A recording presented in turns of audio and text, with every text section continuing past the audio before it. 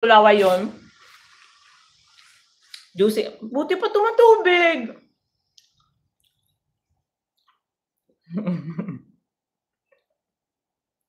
Kapag malamba tayong naglaway. Eto yun, eto yun.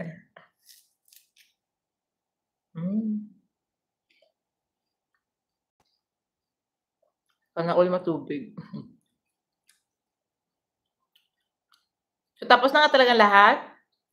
Wala si Mar, nandiyan siya kanina tapos biglang nawala.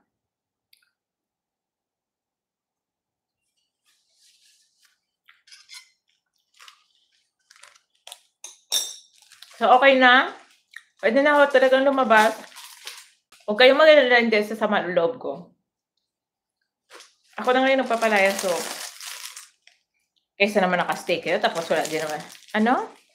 Tapos na. Oh, puwede nang umalis, Ma'am Zenny. Nagpa-links ba yun? Malay ko ka, Mer. Ayan, oh. Wait po, di pa ako tapos. Isa pa. Hindi, burahin mo naman. B. Asan yung G, Ge? Hanggang B lang?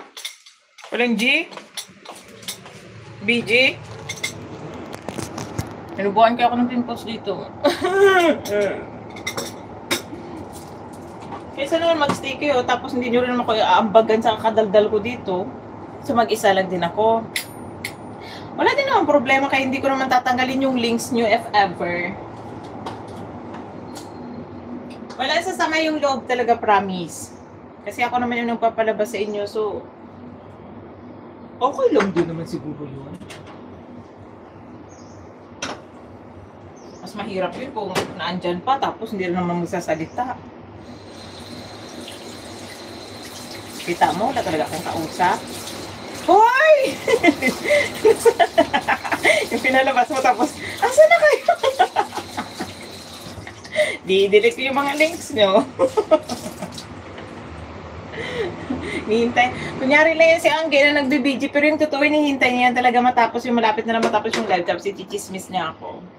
Andun na kasi yung ano yung sikreto ng buhay nila ni Michelle.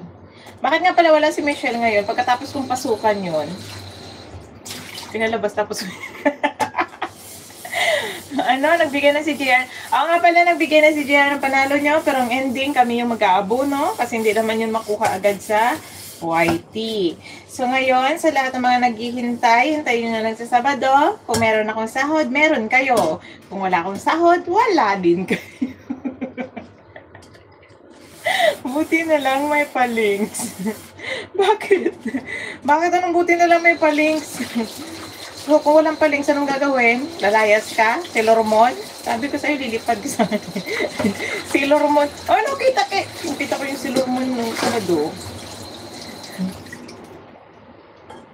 So, alam nyo na. So, hintay-hintayin nyo na lang yung mga bagay na hindi pa dumating.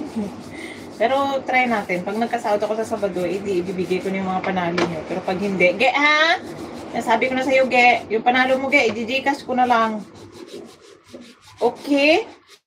O, sa lahat na nag-expect na malaki ang panalo nila, huwag kayong mag-expect na malaki. 30% yung tax nun.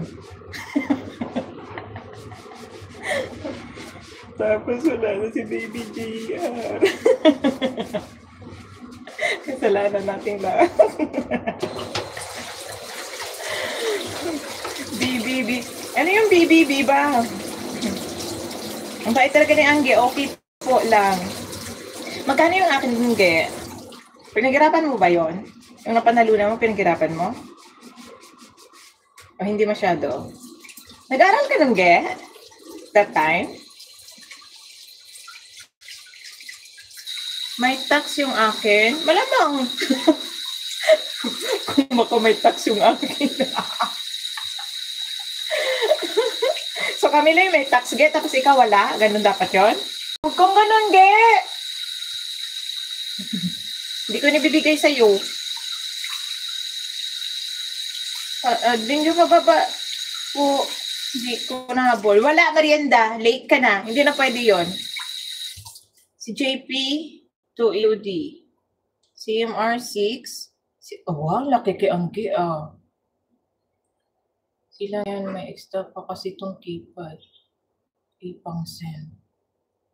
Tatanong lang, better direct Gcash talaga. Walang Gcash si, ano, Walang Gcash si JR. So, sorry talaga, walang Gcash si JR.